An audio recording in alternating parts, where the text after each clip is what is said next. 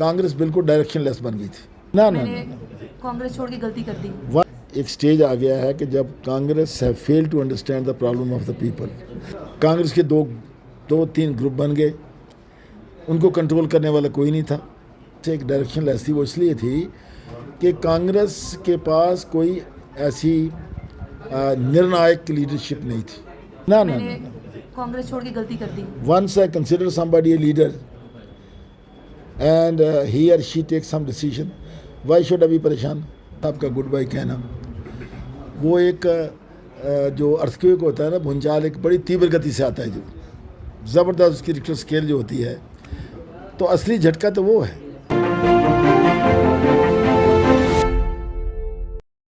गुलाम नबी आज़ाद साहब के बाद एक और बड़ा झटका जो है वो आहिस्ता आहिस्ता अब कांग्रेस को लग रहा है, और एक झटका क्या कांग्रेस की नींव हिला देगा? अब ये एक बहुत बड़ा सवालिया निशान है। आप जानने की कोशिश करते हैं। आर चिप साहब खुद मेरे साथ हैं। आहिस्ता आहिस्ता और भी कई नाम जो सामने आ रहे हैं जो ये कह रहे हैं कि भैया अब ओके, टाटा बाय बाय, अब कांग्रेस के साथ और नहीं रहा जा रहा। वो दो गुटों की जो टीम पहले बनती आ रही थी, क्या असल में वो अब नज़र आएगी? जो दो गुट थे वो एक कांग्रेस में होंगे, एक अलग पार्टी में होंगे, या क्या होंगे? अब ये भी जानने की कोशिश करते हैं। इससे पहले तो आपका बहुत बहुत स्वागत है जी। एक झटका पहले लग चुका सुबह सुबह, अब दोबारा झटका। सरूरी साहब ने भी, अलग अलग लोग इस समय झटके दे रहे हैं। आपके तरफ से किस तरीके का ये झटका आप महसूस करते हैं? क्या लगता है कांग्रेस का जो पहले कहा जा रहा था रिवाइव कर लेगी, कर सकती है, अब ऐसा हो सकता है या पॉसिबिलिटी नहीं है?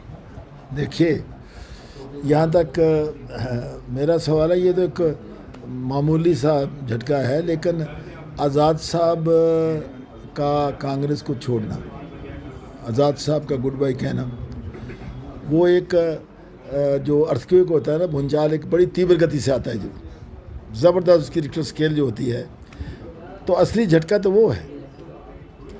अब आप मुझे पूछेंगे भाई ये कैसे हो गया? आपने देखा होगा रति जी कि आप भी यहाँ फंक्शन करते हैं, देख रहे थे साल 1.5 साल से।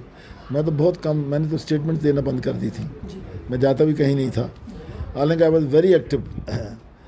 वो इसलिए कि कांग्रेस को कुछ लोगों ने ऐसे ढंग से बना दिया कि कांग्रेस बिल्कुल डायरेक्शन लेस बन गई थी।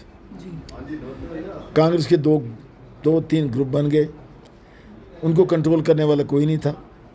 लोग दिन रात छोड़ करके जा रहे थे, कोई अपनी पार्टी में चला गया, कोई आम आदमी पार्टी में चला गया, कोई बीजेपी में चला गया, कोई कहीं चला गया, कोई एनसी में चला गया।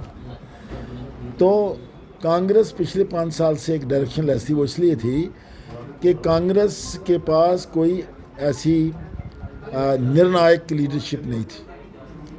अगर निर्णायक लीडरशिप होती तो ये बात नहीं होती। अगर गुलाम नबी आज़ाद साहब जैसी निर्णायक लीडरशिप कांग्रेस के पास होती तो कांग्रेस का ये हाल नहीं होता। 2 बातें। तीसरी बात मैं कहूँगा कि बदकिस्मती ये है कि ये सब देखते हुए भी हमारी जो हाई कमांड थी कांग्रेस की, ऑल इंडिया कांग्रेस कमेटी, उन्होंने भी आंखें बंद कर ली थी। चंद लोग दिल्ली में बैठे हुए, बड़े अपने आप को यूथ और नौजवान वो अपने को कहते हैं, वो बैठे हुए कांग्रेस हाई कमांड को मिसगाइड करते थे, और उस मिसगाइडेंस की वजह से कांग्रेस हाई कमांड भी मिसगाइडेड थी। वो कहते थे ठीक है, आज़ाद साहब के साथ जो लोग हैं, जो नहीं आते वो नहीं आए मीटिंग में, हम तो चलाएंगे इसको। तो आज आपने उसका परिणाम देख लिया आपके सामने, ये क्या हुआ है। तो इसके लिए मैं समझता हूँ कांग्रेस हाई कमांड भी रिस्पॉन्सिबल है। कांग्रेस का जो मोमेंटम यहाँ कम हुआ, जो रफ्तार कमज़ोर हुई, लोगों की समस्याओं का समाधान करने के लिए, लोगों की बात करने के लिए, उस कांग्रेस की रफ्तार को कम करने के लिए, मोमेंटम को कम करने के लिए, इसमें कांग्रेस हाई कमांड भी रिस्पॉन्सिबल है। मेन कारण आपको क्या लगता है ये जो हुआ, ये सब लगातार जो झड़ी लग रही है, एक इस्तीफों की जो झड़ी आ रही है सामने, वो आपको क्या लग रहा है मेन कारण ये हुआ जो नई टीम गठित हुई उसमें अच्छी पोजीशंस ना मिलना, या अच्छे से बात समझ ना पाना, या सुन नहीं पाना? नो, वो बात नहीं है। बात यह है कि जो बात गुलाम नबी आज़ाद साहब समझाना चाहते थे हाईकमांड को कि यहाँ कैसे कांग्रेस को स्ट्रीमलाइन करना है, उस बात की अनदेखी की गई और उसको लाइटली लिया गया।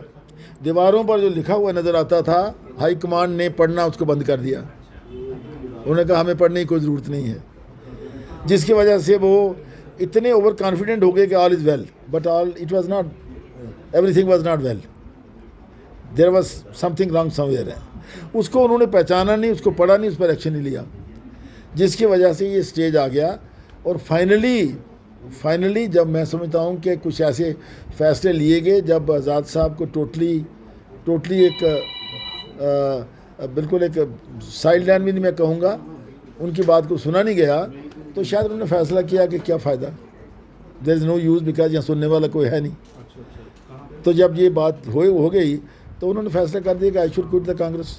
जब उन्होंने कांग्रेस छोड़ दी तो बहुत से लोग जो हम कांग्रेस, जो गुलाम नबी आज़ाद साहब की लीडरशिप में विश्वास करते हैं, तो उसमें हम लोगों ने भी कहा कि हम कांग्रेस में क्यों नहीं गए, हमने कहा कांग्रेस में क्या मिलने वाला है।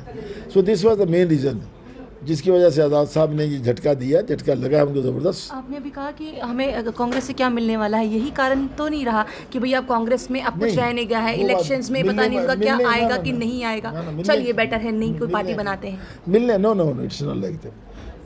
कांग्रेस के लीडर जो गए हैं, जो आज़ाद साहब जो गए हैं, आज़ाद साहब ने कहा कि जो कांग्रेस को अपना रोल अदा करना चाहिए था वो कांग्रेस नहीं कर रही है। क्यों नहीं कर रही है कि कांग्रेस हाईकमान ने आंखें बंद की हुई हैं, और यहाँ कांग्रेस में there is a lot of division and all that. जब उन्होंने कहा, जब उन्होंने समझा कि भाई ये कांग्रेस कमज़ोर हो रही है और हमें समझने की, कांग्रेस समझ नहीं रही है, पार्टी हाईकमान नहीं समझ रही है, तो उन्होंने कहा क्या फ़ायदा, जब हमारी बात को नहीं समझा जाता, जब बात को ढंग से सुना नहीं जाता, जब हमारी बात से जिसका फ़ायदा कांग्रेस को होना वो सुना ही नहीं जाता, तो क्या फ़ायदा उसको करने में। इसलिए उन्होंने, आप एक समय पे मंत्री रहे हैं, जब एक कोई मंत्री रहता है तो उसको पता होता है कि मेरी जनता क्या चाहती है, उस स्पेशली कंसेप्ट में या फिर अलग अलग कंसेप्ट में भी पता चलता है कि जनता क्या चाहती है। आपको लग रहा था कि कांग्रेस उस बात को उतने अच्छे तरीके से रख नहीं पा रही थी, मेन कारण? नेचुरली मैंने अपने रेजिग्नेशन लेटर में लिखा है कि जो रोल कांग्रेस को इस टर्माइल में, देखो पिछले 5-7 साल से स्टेट टर्माइल से गुजर रही है, जो रोल कांग्रेस को खेलना चाहिए था, प्ले करना चाहिए था, लोगों की समस्याओं का समाधान करने के लिए, लोगों की बात को समझने के लिए, कांग्रेस पार्टी को मजबूत करने के लिए, कांग्रेस को आगे बढ़ाने के लिए, वो रोल जो थी वो कांग्रेस पार्टी नहीं कर पाई, अपने मोमेंटम को लूज़ कर गई, पीछे हट गई उससे। तो ये सबको लग रहा था, हमें भी लग रहा था, सबको लग रहा था, लेकिन हाईकमांड या यहाँ की जो कांग्रेस है वो समझने को तैयार ही नहीं थी। क्या जी ए मीर, रमन भल्ला क्योंकि वर्किंग प्रेसिडेंट उनको बनाया गया था, जी ए मीर प्रेसिडेंट रहे थे, क्या वो भी आप लोगों को समझ नहीं पा रहे थे कि आप क्या कहना चाहते हैं? अगर वो समझ पाते तो ये स्थिति आज ऐसी पैदा क्यों होती? अगर वो समझ पाते, आप जो कांग्रेस का नक्शा बना उसको देख लीजिए, अगर वो समझ पाते तो ये स्थिति क्यों पैदा होती है ऐसी? कांग्रेस हाईकमान ने आज़ाद साहब को नहीं समझा, यहाँ की लीडरशिप ने बाकी लोगों को नहीं समझा, लोगों की समस्याओं को समझने की कोशिश नहीं करी, और वो अपने एक ऐसे अड़ियल रास्ते पर चलते रहे। दैट्स वाई आज कांग्रेस की पोजीशन ये हो गई। जब G23 यहाँ पर टीम आई थी पूरी की पूरी, आप लोग भी साथ साथ में चल रहे थे, उस समय कहीं ना कहीं गुलाम नबी आज़ाद साहब के साथ अगेंस्ट जो है प्रोटेस्ट किया गया था। उस समय जब फेवर में प्रोटेस्ट करने के लिए कांग्रेस के अगेंस्ट में फेवर में आए थे, तब उन्होंने ये बात कही थी कि कुछ ना कुछ तो परेशानी है। क्या वो परेशानी इतनी ज़्यादा बढ़ गई है कि अब आने वाले समय में एक नई पार्टी उभर के सामने आएगी, या जी ए मीर के जगह पर यहाँ पर प्रेसिडेंट ना बन पाना भी एक परेशानी का सबब था? देखो, एक कहावत है इंग्लिश में, nip the evil in the bud. बुराई को आप जब जन्म ही ले, बुराई उसको दबा दो। जब जन्म लेते लेते बुराई को नहीं दबाओगे तो बुराई बढ़ती जाएगी। एक सिचुएशन अगर पार्टी को ख़राब कर रही थी, पार्टी में कोई गड़बड़ थी, तो अगर हाईकमांड उसको वहीं सुधार देती तो शायद ये सिचुएशन पैदा नहीं होती। यानी उस प्रोटेस्ट को जो भी है, ये सिचुएशन पैदा नहीं होती। हाईकमांड ने इस बात को नहीं समझा, उन्होंने इसको लाइटली लिया, दे टुक इट फॉर ग्रांटेड कि भाई होने दो जो होता है, तो उसकी वजह से ये सिचुएशन हो गई। तो इसीलिए मैंने भी आज फैसला किया, मैंने कहा कि जब ये सिचुएशन बनी है तो मैंने भी माननीय अपने कांग्रेस प्रेसिडेंट को मैंने लिखा चिट्ठी में कि मैं बड़ी देर से कांग्रेस के साथ रहा, बड़े बड़े अहदों पर भी रहा, लेकिन मुझे लगता है कि एक स्टेज आ गया है कि जब Congress have failed to understand the problem of the people, Congress has lost the momentum, there is no Nirnayak leadership, there is no decisive leadership in the Congress. Hence, I am also submitting my resignation from the primary membership of the Congress. तो मैं आखिरी सवाल रखूंगी आपसे, क्योंकि आपको आज बहुत सारे लोग परेशान करने वाले हैं, इवन स्पेशली मीडिया वाले भी। आपने देखा था ना? आखिरी एक सवाल रखूंगी, क्योंकि इस समय या तो एक लहर चल रही है बीजेपी में चलते चाहिए, या एक लहर चल रही है आम आदमी पार्टी में, स्पेशली अगर इन जम्मू की बात करूँ, जम्मू कश्मीर की बात करूँ, आम आदमी पार्टी के लिए, या तो अपनी कोई नई पार्टी बना लो। क्या असल में अभी कुछ ऐसी प्लानिंग हुई है कि भैया दो पार्टीज या फिर अपनी एक खुद की नहीं? मैं अभी तक इसके लिए कोई अवेयर नहीं। I am not, yes I am in touch with Azad साहब, वो हमारे लीडर हैं, लेकिन उनकी क्या प्लानिंग है आई डू नॉट नो। कोई मेरे से डिस्कस नहीं किया, मैं नहीं जानता इस बात की। लेकिन मैं ये कह सकता हूँ कि I am with Ghulam Nabi Azad. क्या फ़ैसला लेते हैं, क्या डिसीजन लेते हैं, तो उस समय सोचेंगे, लेकिन मैं आज़ाद साहब के साथ हूँ और रहूँगा। बहुत बहुत शुक्रिया। क्या एक समय पे ये तो नहीं लगेगा कि ये मेरे को परेशानी हो गई, उन्होंने तो कुछ डिसीजन हमें बताया नहीं था, मैंने कांग्रेस छोड़ के गलती कर दी? Once I consider somebody a leader and he or she takes some decision, why should I be परेशान? मैं क्यों परेशान हूँगा?